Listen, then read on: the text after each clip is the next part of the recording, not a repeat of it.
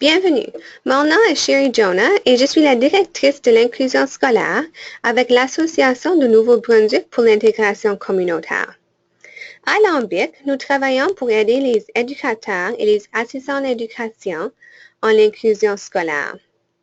Nous avons aussi un outil appelé Créer une école inclusive qui aide les écoles à créer un environnement plus inclusif pour les élèves, les personnels scolaires et la communauté.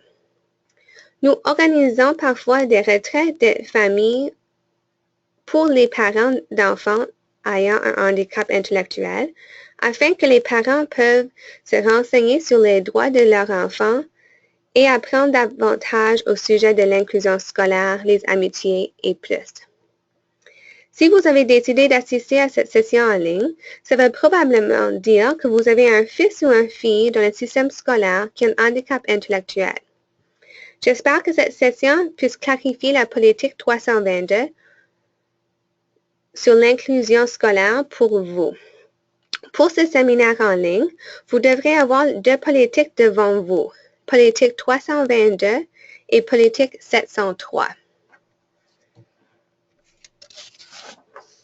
Le Nouveau-Brunswick a travaillé sur un système éducatif plus inclusif pendant de nombreuses années. Une grande partie du travail qui nous a apporté là où nous sommes aujourd'hui a commencé un bout de temps passé. On pourrait probablement avoir tout un webinaire sur ce qui se concentre uniquement sur l'histoire de l'inclusion scolaire au Nouveau-Brunswick. Mais pour aujourd'hui, on va parler de ces 10 dates. Nous allons commencer avec 1948. Ceci est quand la Déclaration universelle des droits de l'homme des Nations unies a été adoptée à la fin de la Deuxième Guerre mondiale. Ceci a reconnu l'importance du gouvernement dans la protection des droits fondamentaux de l'homme et la lutte contre la discrimination. Ceci a garanti les droits de chaque individu partout dans le monde. Pendant les années 50 et 60, des services individuels et communautaires ont souvent été créés et exploités par les parents d'enfants ayant un handicap intellectuel. Ces parents ont commencé à plaindre pour le droit de garder leur enfant à la maison et non dans les institutions comme les médecins et les professionnels du temps recommandaient. L'Association du Nouveau-Brunswick pour l'intégration communautaire a été formée en 1957. Ils ont créé des classes auxiliaires pour les enfants qui avaient un handicap intellectuel. Ces classes ont fourni une éducation aux enfants qui ont été jugés incapables de bénéficier d'une éducation régulière en raison de leur handicap. La plupart des associations locales ont été créées pour parrainer les sociétés en vertu de la loi sur les classes auxiliaires. À l'époque, le gouvernement a fourni un financement en termes de salaire de l'enseignante. Cependant, les parents étaient responsables de couvrir les coûts financiers du bâtiment, le transport, les fournitures, le nettoyage, etc., afin de maintenir ces classes. L'engagement national de la Charte canadienne des droits et libertés pour la protection des droits a commencé en 1982. Elle visait à assurer l'égalité des droits sans discrimination. Ceci protégeait les droits des personnes afin que tout le monde avait le même bénéfice.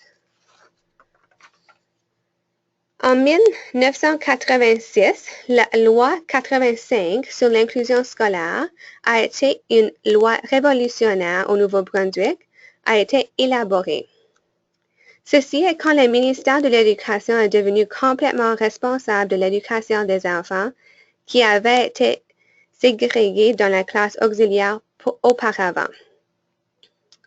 Cette loi supportait l'intégration des environnements d'apprentissage dans les écoles communautaires comme la première option d'éducation pour les élèves. De nombreuses associations locales ont cessé d'être actifs parce que leur mandat a cessé d'exister puisqu'il était en charge de ces classes. Ensuite, c'est allé à 1990, lorsque la Convention des Nations Unies relative aux droits de l'enfant est arrivée.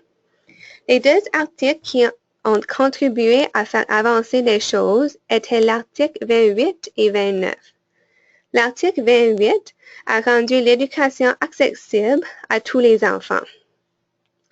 L'article 29 fait référence à l'éducation de l'enfant serait dirigée vers le développement de sa personnalité, ses talents et ses aptitudes mentales et physiques à son plein potentiel.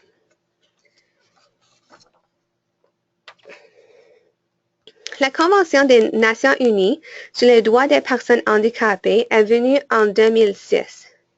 Cela a vraiment aidé parce que la déclaration que les personnes ayant un handicap ne devaient pas être exclues d'un système d'éducation générale sur la base de leur handicap. Dans la même année, le rapport Wayne McKay a été publié. Au cas que vous êtes intéressé à prendre un coup d'œil, vous pouvez le trouver en ligne. Ce rapport se concentre sur l'inclusion.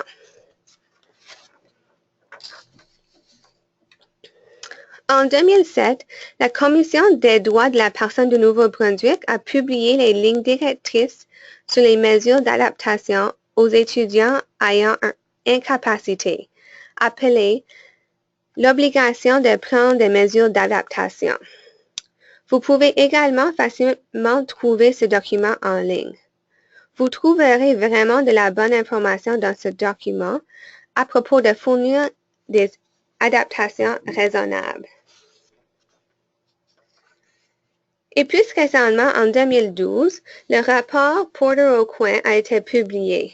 Si vous êtes intéressé par celui-ci, vous pouvez également le trouver en ligne si vous recherchez « Consolider l'inclusion pour consolider nos écoles ». Il contient plusieurs recommandations sur la façon de renforcer l'inclusion et les pratiques et stratégies des enseignants dans les écoles. Enfin, en 2013, la politique 322 sur l'inclusion scolaire a été publiée. Le reste de cette session passera au travers de cette politique pour vous aider à mieux comprendre la façon dont elle applique à votre enfant.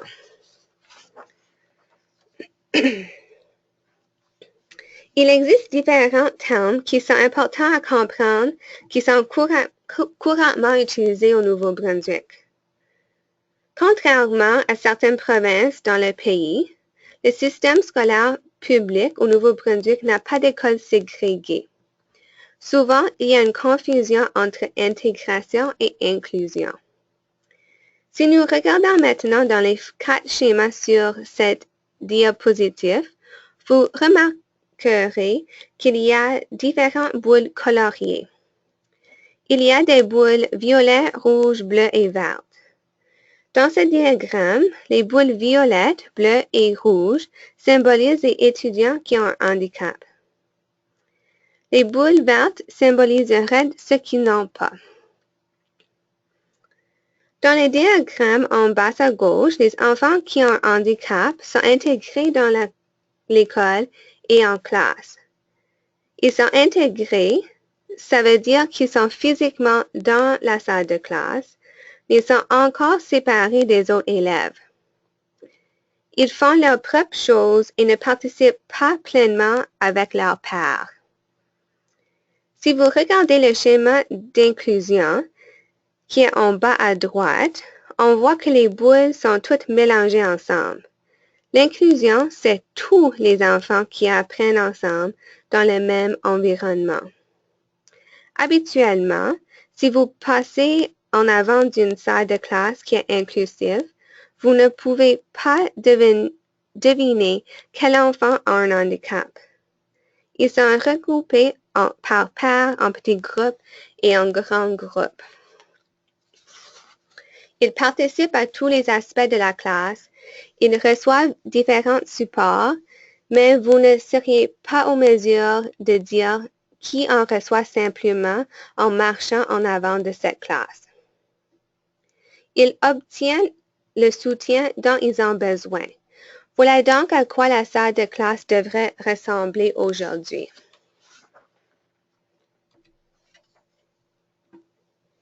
L'inclusion est basée sur le milieu d'apprentissage commun dans l'école de son quartier.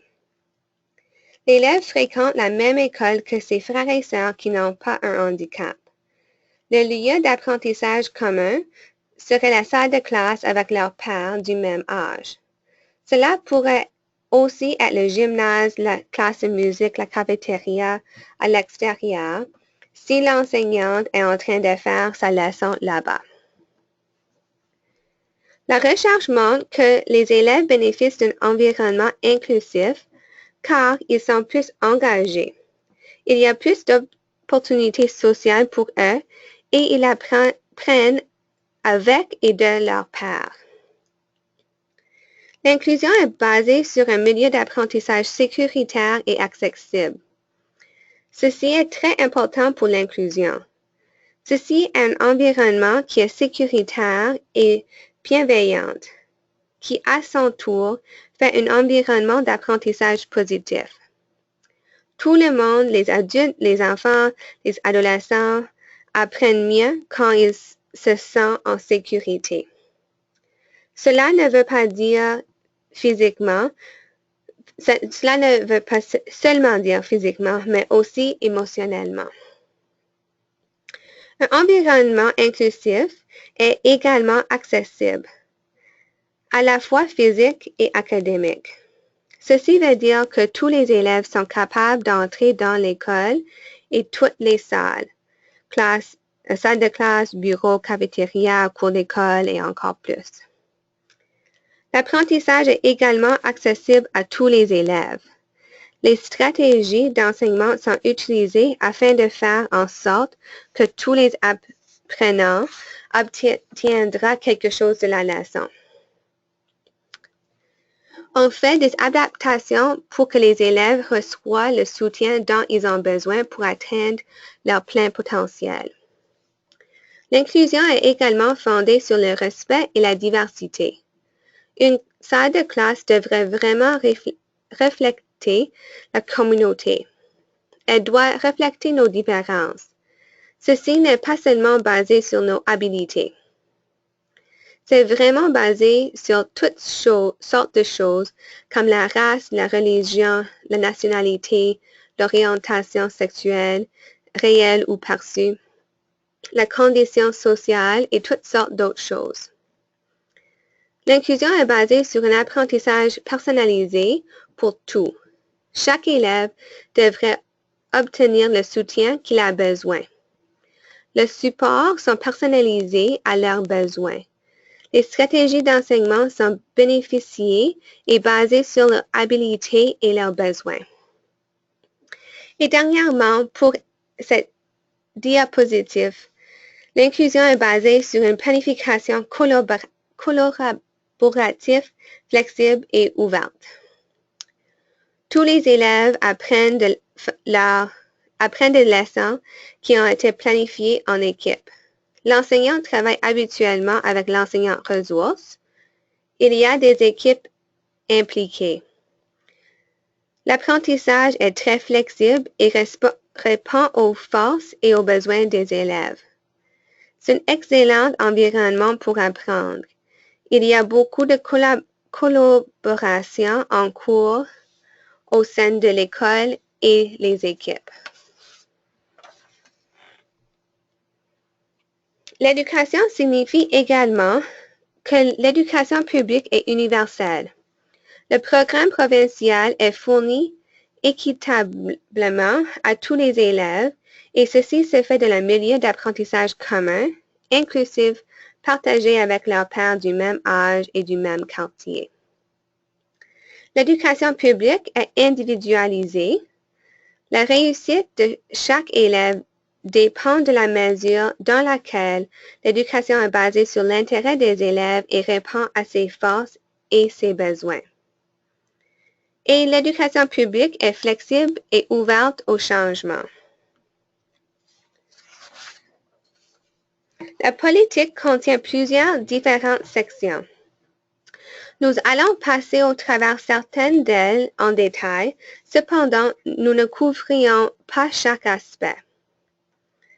Si vous avez des questions sur quelque chose qui n'a pas été couvert, vous pouvez toujours me contacter.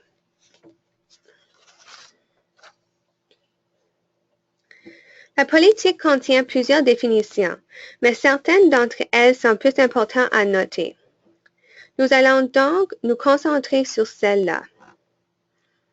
Les accommodations sont là pour éliminer les obstacles pour les élèves. Elles assurent l'accessibilité pour tous les enfants. Les élèves sont en mesure d'accéder au programme. Ils sont en mesure d'accéder à l'apprentissage.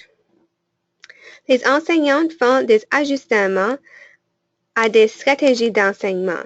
Les enseignantes allouent du temps supplémentaire pour accomplir une tâche, fournissent un espace sans distraction pour un test, donnent de la technologie d'assistance spécifique et peuvent également fournir des notes photocopiées.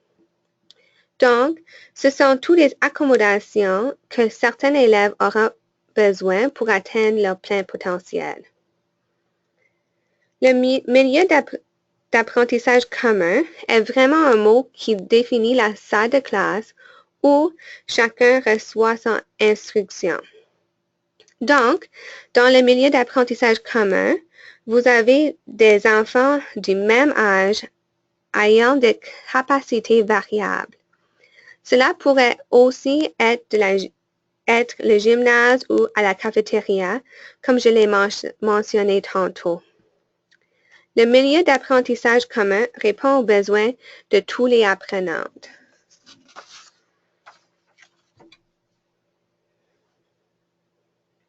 Le milieu d'apprentissage personnalisé est dans ou en dehors du milieu d'apprentissage commun. Ceci pourrait dire que les interventions qui sont faites prennent place à l'extérieur ou à l'intérieur du milieu d'apprentissage commun. Ceci est pour un élève qui requiert des interventions et des stratégies spécifiques et individuelles. Ces objectifs sont ciblés et soutenus. Lorsque ceci se produit, il y a un plan détaillé et il doit y avoir des preuves pour soutenir la raison derrière cette décision. La variation du milieu d'apprentissage commun est lorsque l'étudiant passe plus que 25% de son temps ou plus qu'une période de journée en dehors du milieu d'apprentissage commun. Les interventions utilisées dans ce cas sont également ciblées. L'élève pourrait être soit dans une place à temps plein ou retiré pour ses besoins individuels. Ceci serait pour un élève qui a besoin de plus d'aide ou a besoin de travailler sur des choses telles que le ABA, l'analyse du comportement appliqué. Ceci est quand l'enseignant en éducation ou enseignante utilisera des techniques avec l'élève pour apporter des changements positifs dans son comportement. L'équipe stratégique scolaire est l'équipe dirigée par la direction de l'école qui apporte un appui aux enseignants de salle de classe dans le développement et l'application de stratégies d'enseignement et de gestion. Elle coordonne également les ressources de soutien aux élèves pour répondre à leurs divers besoins. En plus des administrateurs d'école, cette équipe est composée d'enseignants d'appui à l'apprentissage et à d'autres membres du personnel de l'école, dont le rôle est principalement de renforcer les capacités de l'école à s'assurer l'apprentissage de l'élève. La composition de l'équipe stratégique scolaire sera établie en fonction du nombre d'élèves fréquentant une école donnée, le niveau d'études d'enseigner à cet établissement et son contexte local. Les références peuvent être faites par les parents et tuteurs et dans certains cas, l'élève lui-même. Les parents font partie de cette équipe et l'élève aussi. Il est important que l'élève apprenne très tôt à défendre leurs propres droits et aider avec les décisions qui peuvent les affecter pour qu'ils se préparent à la vie après l'école. Il y a beaucoup plus de définitions, mais on va s'arrêter ici. N'hésite pas à passer du temps à travers les définitions. Je pense que ce sont les 5 définitions les plus importantes que nous devrions discuter en détail. Pour cette section, vous allez vouloir suivre la politique avec moi. Donc, vous devriez avoir en avant vous. Je ferai aussi référence à la politique 703 plus tard. Donc, vous voulez probablement préparer celle-là aussi. Nous allons nous concentrer sur l'article 6 de la politique, qui sont les exigences et les normes. Ceci est la partie la plus importante de la politique. Il vous donne toutes sortes de bonnes informations qui est très important à savoir en tant que parent. Nous allons commencer avec 6.1, qui est le milieu d'apprentissage commun. Je vous ai parlé de ça quelques minutes passées, mais il est important de savoir qu'il permet à chaque élève de participer pleinement. L'élève n'est pas juste assis en arrière de la classe, mais il participe pleinement dans l'environnement. Il fait les mêmes choses que les autres élèves. Il fait partie du groupe, du travail du groupe. Il va en avant aux tables. Il répond aux questions. Il participe vraiment pleinement dans les milieux d'apprentissage commun. Les élèves sont engagés puisqu'on applique les principes d'apprentissage qui sont centrés sur les élèves. Ceci alloue aux élèves de répondre et de présenter de différentes façons.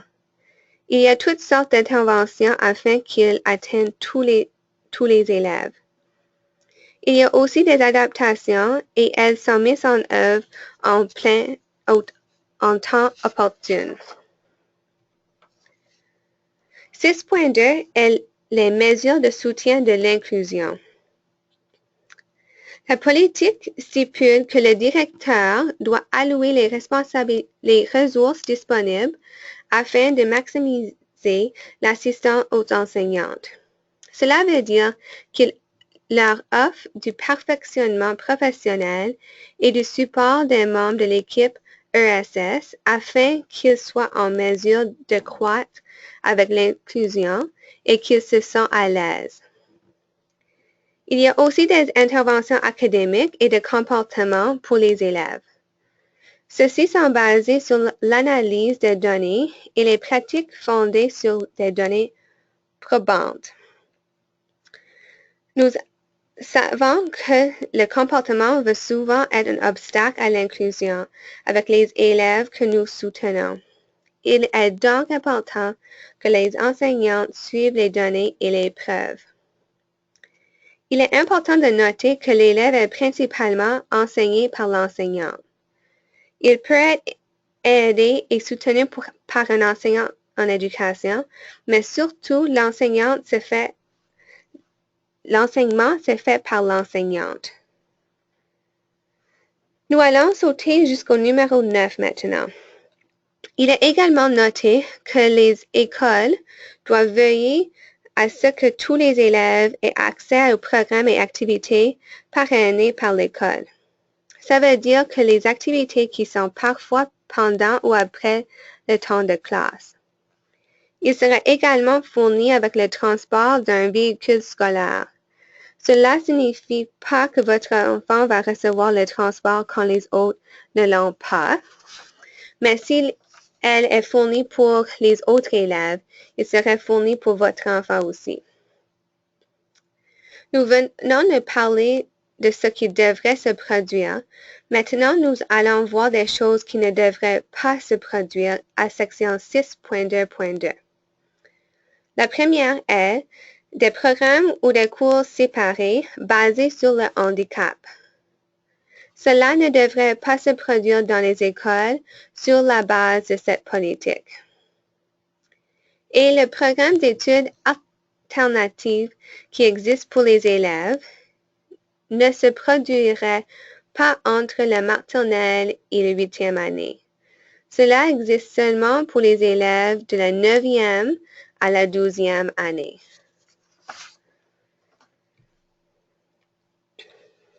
Maintenant, nous allons parler du plan d'intervention, un PI, dans la section 3.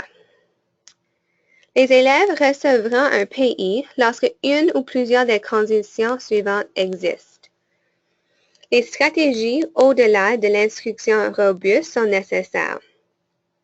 Ils ont donc essayé différents supports, mais ils fournissent l'élève avec des adaptations, mais ça ne fonctionne pas. Ainsi, un PI sera développé pour l'élève. Le deuxième serait quand des soutiens comportementaux sont nécessaires. C'est quand un étudiant aura besoin de différents supports pour aider à son comportement. Un PI sera développé pour cet enfant. Et lorsque le milieu d'apprentissage commun est varié. Nous en avons parlé plus tôt. C'est quand 25% du temps de l'élève est passé hors de la salle de classe ou plus qu'une période par jour. Donc, si ce temps est passé hors de la classe, un PI sera développé pour cet élève. Le PI prévoit les heures d'enseignement à part entière de l'élève, basées sur son niveau, ainsi le temps que l'élève est à l'école. Au secondaire, le PI inclurait des stratégies de transition parce que le secondaire est un temps très important au cours de la vie d'un élève et c'est aussi un temps qui est souvent très difficile pour les élèves ayant un handicap intellectuel. L'école veut faire en sorte qu'il existe un plan et des supports en place dans le PI. Voici quelques petites choses que l'enseignant devrait faire. Et encore une fois, je ne vais pas tous les lire, mais je vais passer au travers assez vite. Le PI est généralement basé sur le programme d'études. L'élève ferait le même genre de travail que les autres élèves. Il est basé sur le programme d'études, mais il est basé sur les besoins et en fonction de son vie. Il ne s'attend pas que l'élève fasse quelque chose qu'il n'est pas capable de faire, mais l'élève est toujours en train de faire quelque chose qui est basé sur le programme et qui est stimulant. Cependant, parfois, le PI est basé sur les compétences préalables nécessaires ou les compétences individualisées en dehors du programme provincial prescrit, alors un PAS. Le PI devrait être élaboré, mis en œuvre et mis à jour aux besoins. On le met toujours à jour. En tant que parent, vous recevrez un bulletin avec les informations sur ce que votre enfant a travaillé, ce qu'il a accompli et avec quoi il a de la misère. Vous voyez quelques objectifs qui sont atteints. Vous devrez obtenir un bulletin comme les autres parents. Au même temps.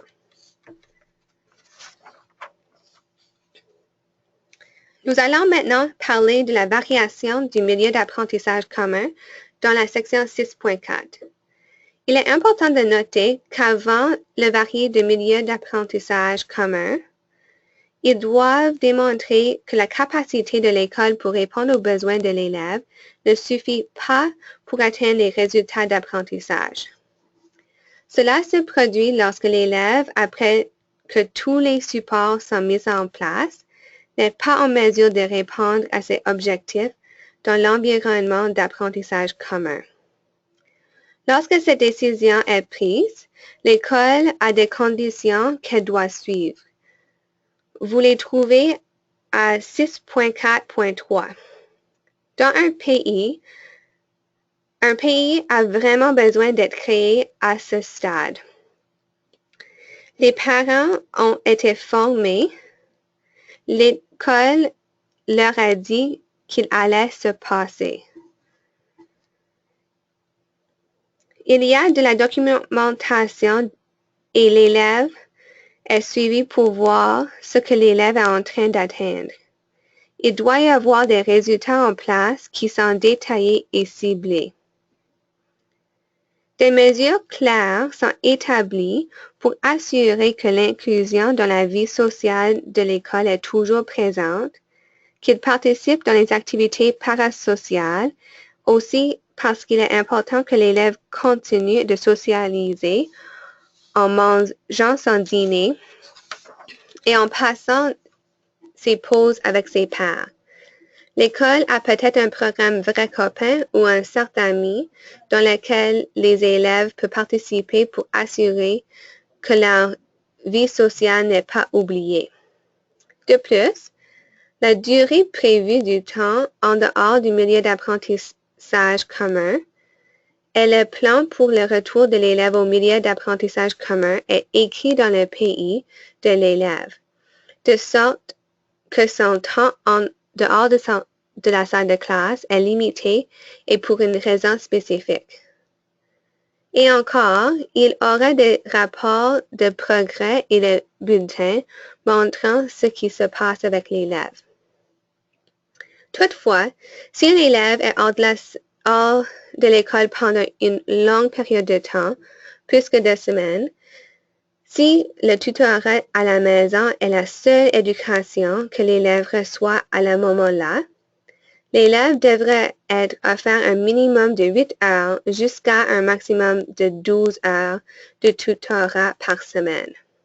Ainsi, les élèves qui reçoivent une éducation par une tuteur à la maison obtiendront entre 8 à 12 heures de tutorat par semaine pour assurer qu'ils reçoivent une bonne éducation.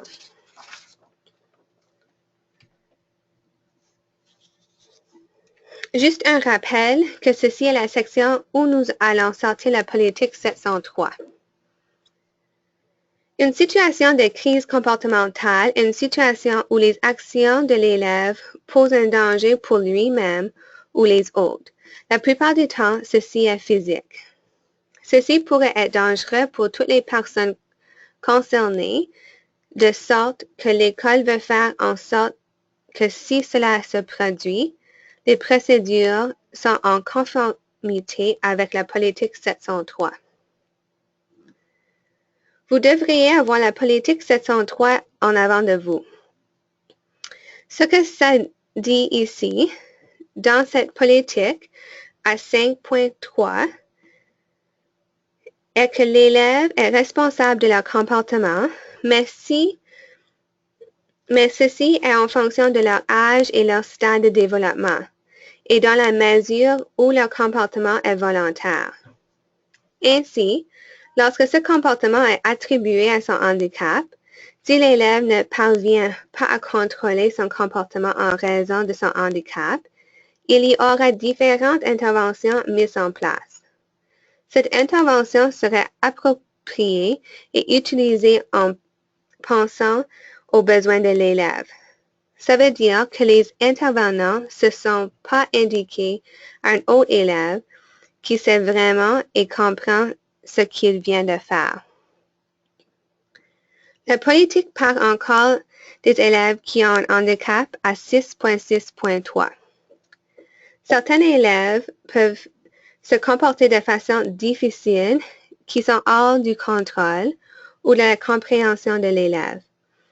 De nouveau, qui pourrait être un élève que nous supportons.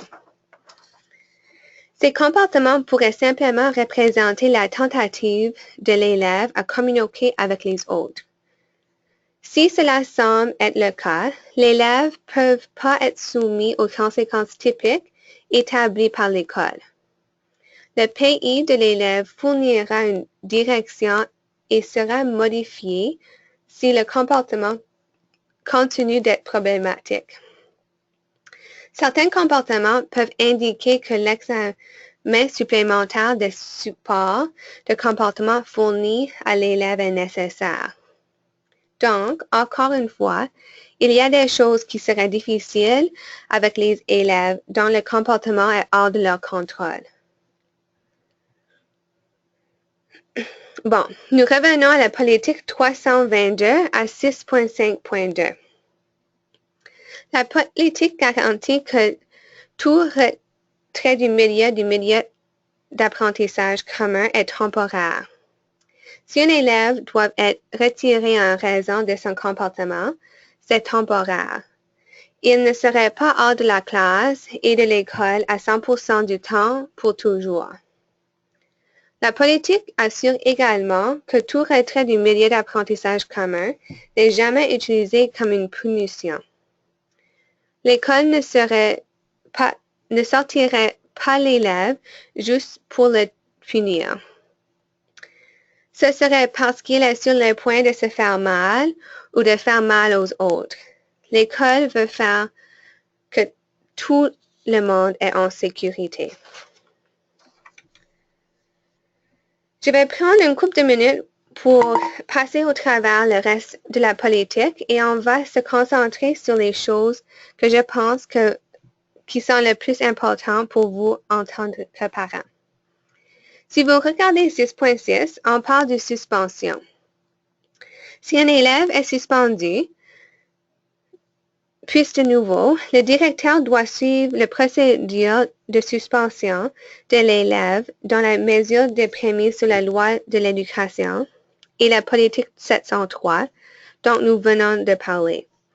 Les élèves dont le comportement était hors de leur contrôle ne seraient pas traités de la même manière que les autres élèves.